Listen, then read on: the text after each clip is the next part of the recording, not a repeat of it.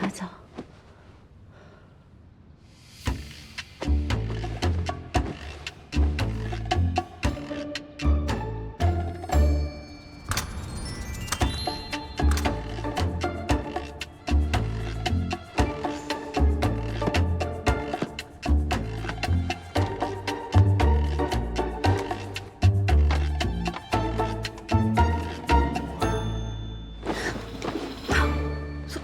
进去了。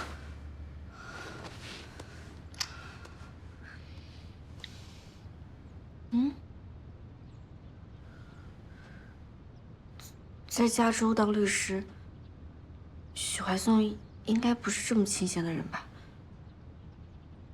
不会干等我的。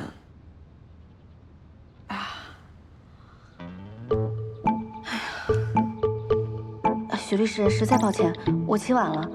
你现在有空吗？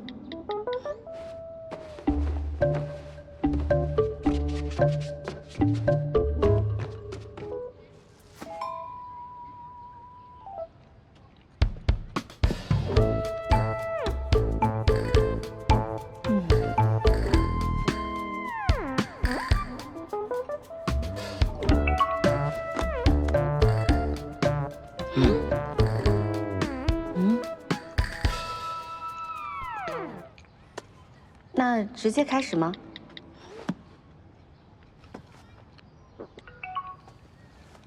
面谈吧。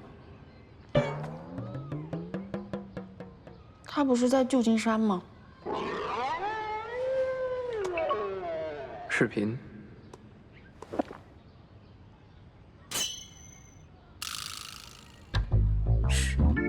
视频？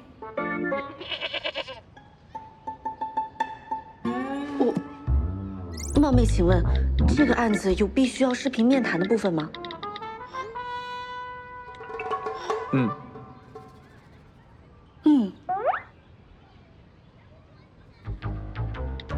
不好意思，我现在不太方便。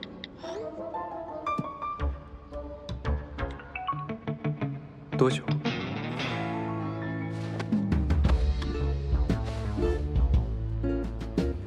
都说在前男友面前不能输阵，前男神跟前男友只差了1个字，这么邋里邋遢也不行吧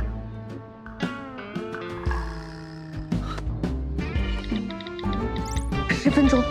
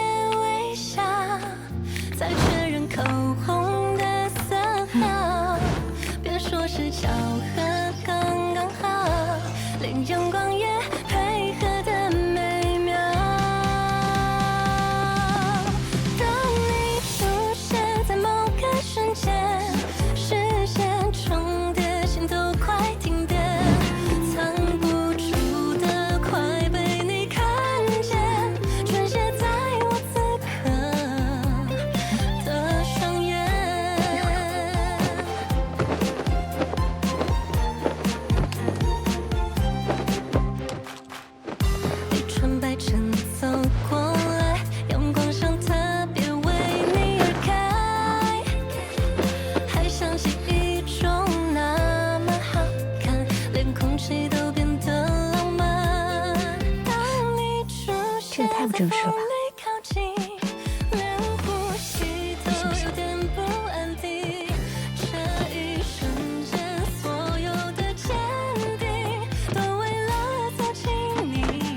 你信不信？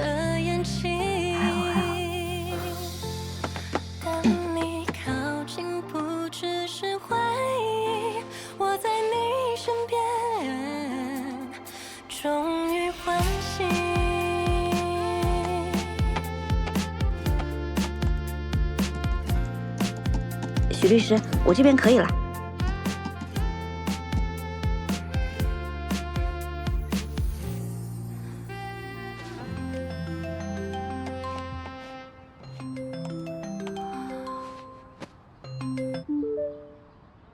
许律师好。阮小姐的原稿篇幅有点长，我先粗略的过一下。比较长的话也可以不看。写的还不错，可以看得下去。谢谢。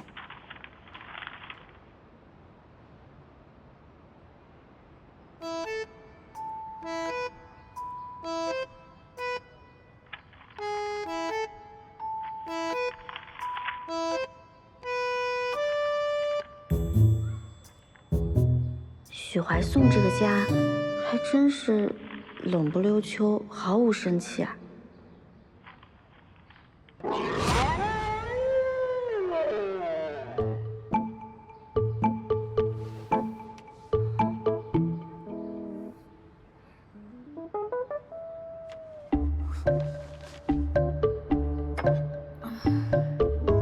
许律师，你喝的这是黑咖啡吧？这么大口喝黑咖啡，我还是头一次见呢。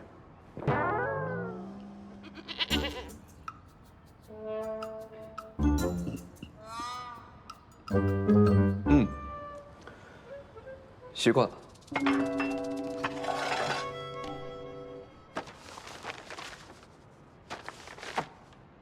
反调色盘的制作有什么想法吗？啊。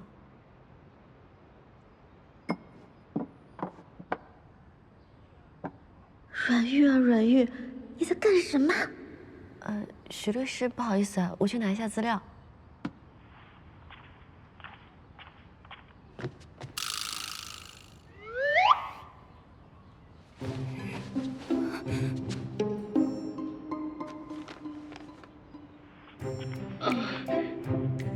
那个，许律师，我去拿一下资料。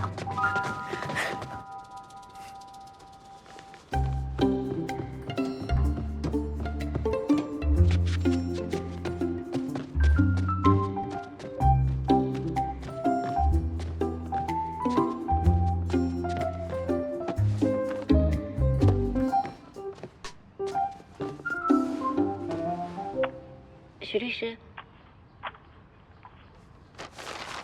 那个，之前呢，一位业内的朋友已经帮我做了一部分的反调色盘了。我从中摘取了几个例子，觉得可以作为反击的方向。说说看。第一个方向是情节上的，比如我在第10章写到的男主角和几个配角的对手戏，就是吃炸鸡那个情节。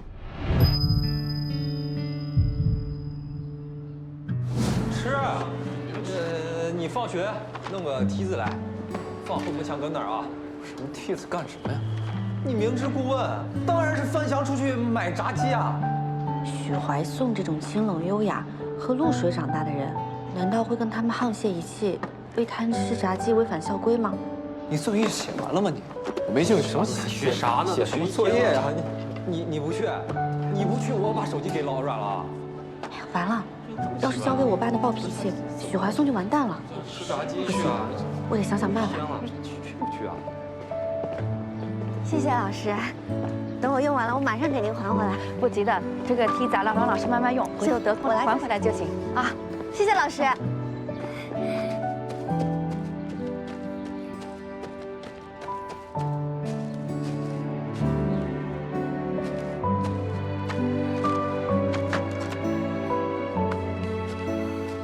许怀颂，这下他们不会为难你了吧？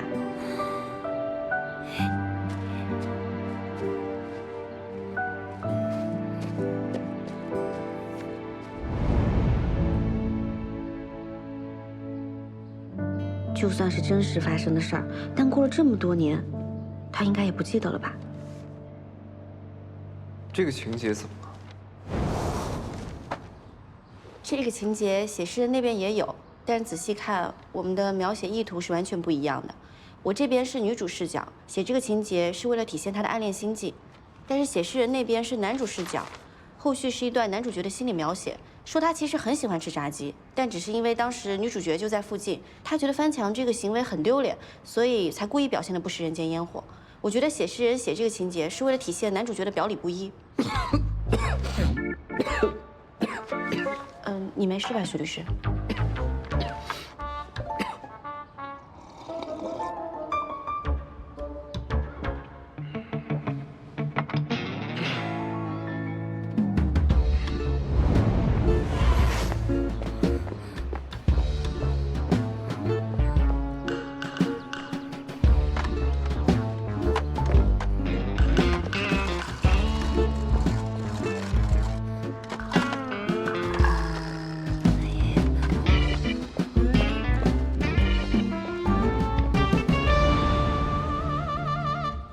所以，后来把梯子还回去了，你有挨罚吗？他问的是我，不是书里的女主。难道他已经看过我的微博，知道这是我的亲身经历啦？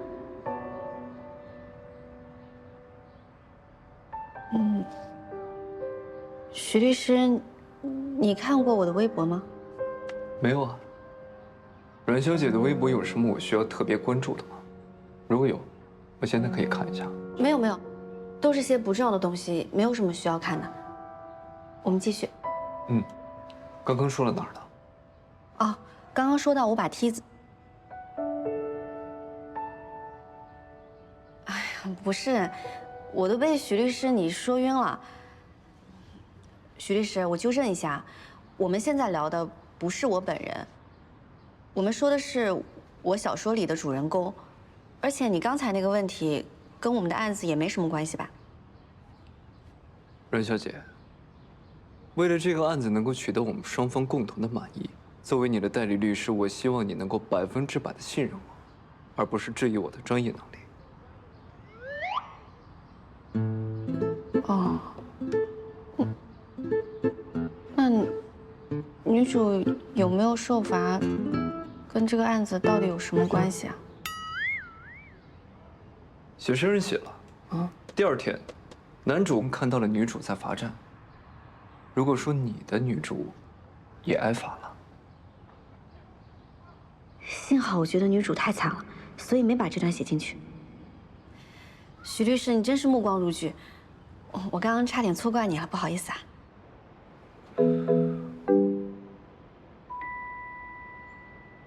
继续第二个情节吧。哦，第二个方向是人设上的。虽然呢，这两本书有很多撞梗的地方，但是男主的人设其实很不一样的。在我的小说里，男主